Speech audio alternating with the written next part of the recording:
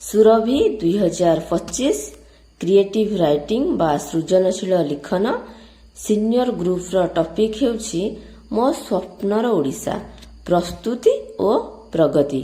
ଆପଣଙ୍କୁ ସମୟ ଅବଧି 1 ଘଣ୍ଟା ରହିବ। ଆପଣ 1 ଘଣ୍ଟା ଭିତରେ ଲେଖିବାକୁ ପଡ଼ିବ ଏବଂ ତା ସହିତ ମୋ ଚ୍ୟାନେଲରେ ପୂର୍ବରୁ ଡିବେଟ୍ ଏବଂ ପ୍ରବନ୍ଧ ବା ଏସେର ଭିଡ଼ିଓ ଅପଲୋଡ ହୋଇସାରିଛି। ଯଦି ଆପଣଙ୍କର ସେଗୁଡ଼ିକ ଦରକାର ତାହେଲେ ଆପଣ ସେଗୁଡ଼ିକ ମଧ୍ୟ ଦେଖିପାରିବେ ଏବଂ କୁଇଜ୍ର ମଧ୍ୟ ଭିଡ଼ିଓ ଅପଲୋଡ ହୋଇସାରିଛି, ଆପଣ ସେଗୁଡ଼ିକ ମଧ୍ୟ ଦେଖିପାରିବେ।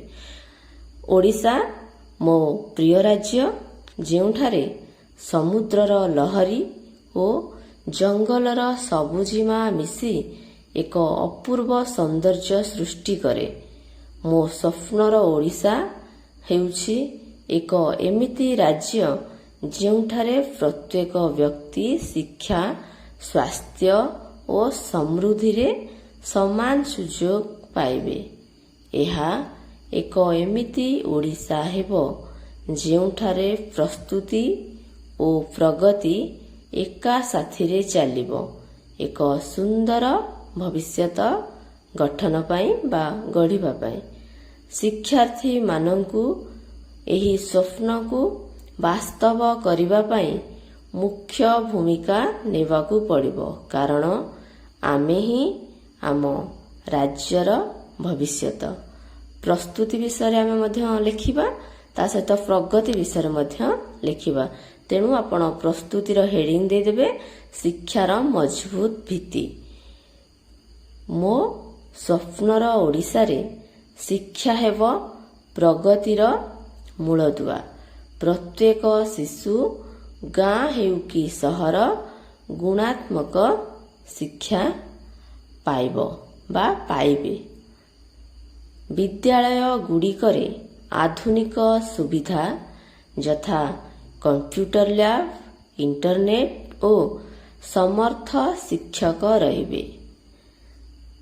ଶିକ୍ଷା କେବଳ ପୁସ୍ତକ ଓ ପରୀକ୍ଷା ପାଇଁ ନୁହେଁ, ବରଂ ଜୀବନ ଦକ୍ଷତା, ସୃଜନଶୀଳତା ଓ ନୈତିକ ମୂଲ୍ୟବୋଧ ଶିଖାଇବ।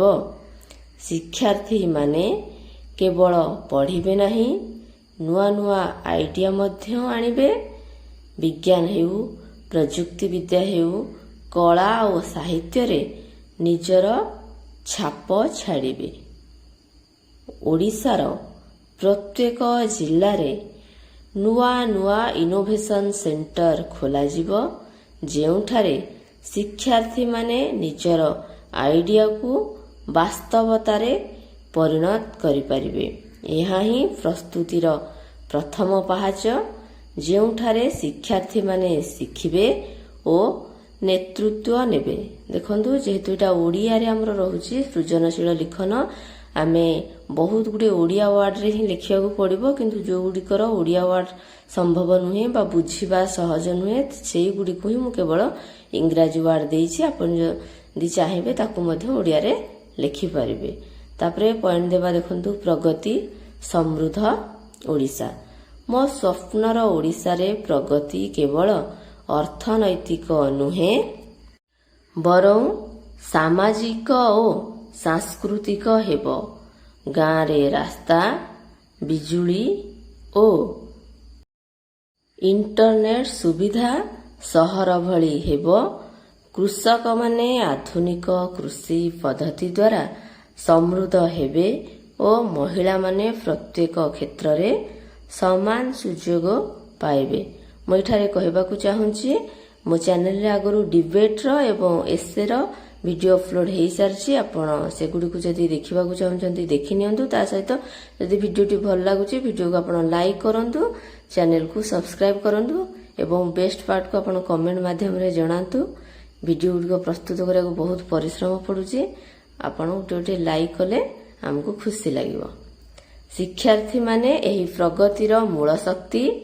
ନିଜ ଗାଁ କିମ୍ବା ସହରରେ ଛୋଟ ଛୋଟ ପରିବର୍ତ୍ତନ ଆଣିପାରିବେ, ଯେମିତିକି ପରିବେଶ ସୁରକ୍ଷା ଅଭିଯାନ ଆରମ୍ଭ କରିବା, ବୃକ୍ଷରୋପଣ କରିବା, ଡିଜିଟାଲ ଶିକ୍ଷା ମାଧ୍ୟମରେ ଅନ୍ୟ ଶିକ୍ଷାର୍ଥୀମାନଙ୍କୁ ସାହାଯ୍ୟ ସହଯୋଗ କରିବା।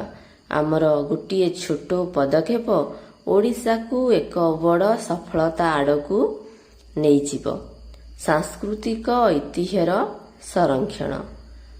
ଓଡ଼ିଶାର ସଂସ୍କୃତି ଜଗନ୍ନାଥ ସଂସ୍କୃତିରୁ ଆରମ୍ଭ କରି ଓଡ଼ିଶୀ ନୃତ୍ୟ ଓ ପଟ୍ଟଚିତ୍ର ପର୍ଯ୍ୟନ୍ତ ଆମର ପରିଚୟ ରହିଛି। ମୋ ସ୍ୱପ୍ନର ଓଡ଼ିଶାରେ ଏହି ଐତିହ୍ୟ ସଂରକ୍ଷିତ ହେବ ଓ ନୂଆ ପିଢ଼ି ଏହାକୁ ଆଗକୁ ନେବେ। ଶିକ୍ଷାର୍ଥୀମାନେ ଏହି ସଂସ୍କୃତିକୁ ଆଧୁନିକ ପ୍ରଯୁକ୍ତି ବିଦ୍ୟା ସହ ଯୋଡ଼ି ବିଶ୍ୱ ସମ୍ମୁଖରେ ଉପସ୍ଥାପନ କରିବେ। ଉଦାହରଣ ସ୍ୱରୂପ ଓଡ଼ିଶୀ ନୃତ୍ୟର ଭିଡ଼ିଓ ଅନଲାଇନରେ ପ୍ରସାରଣ କରିବା କିମ୍ବା ଓଡ଼ିଶାର ଐତିହ୍ୟ ଉପରେ ଡିଜିଟାଲ ଆର୍କାଇଭ ତିଆରି କରିବା। ମୋର ଭୂମିକା କ'ଣ ରହିବ ମୋ ସ୍ୱପ୍ନର ଓଡ଼ିଶାରେ? ହେଡିଂ ଦେବା। ଦେଖନ୍ତୁ, ମୁଁ ଏବଂ ମୋର ସହପାଠୀମାନେ ହେଉଛୁ ମୋ ସ୍ୱପ୍ନର ଓଡ଼ିଶାର ମୁଖ୍ୟ ସ୍ଥପତି ବା ଯେଉଁଟାକୁ ଆମେ ଆର୍କିଟେକ୍ଟ କହୁଛେ। ଆମର ଉଦ୍ୟମ, ସୃଜନଶୀଳତା ଓ ସଂକଳ୍ପ ଏହି ସ୍ୱପ୍ନକୁ ସତ କରିବ।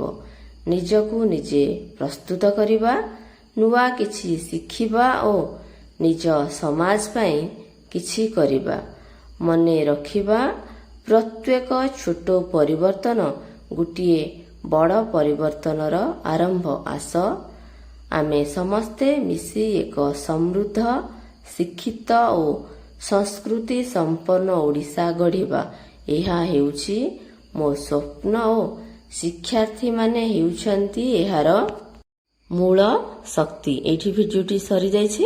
ଯଦି ଭିଡ଼ିଓଟି ଭଲ ଲାଗିଲା ଭିଡ଼ିଓକୁ ଲାଇକ୍ କରନ୍ତୁ, ସାଙ୍ଗମାନଙ୍କ ସହିତ ସେୟାର କରନ୍ତୁ ଏବଂ ଆମ ଚ୍ୟାନେଲକୁ ସବସ୍କ୍ରାଇବ୍ କରିବାକୁ ଭୁଲନ୍ତୁ ନାହିଁ। ଏବଂ କେଉଁ ବିଷୟ ଉପରେ ଆପଣ ଭିଡ଼ିଓ ଚାହୁଁଛନ୍ତି କମେଣ୍ଟ ମାଧ୍ୟମରେ ଜଣାନ୍ତୁ। ମୁଁ ବହୁତ ଜଲ୍ଦି ଅପଲୋଡ଼ କରିବି।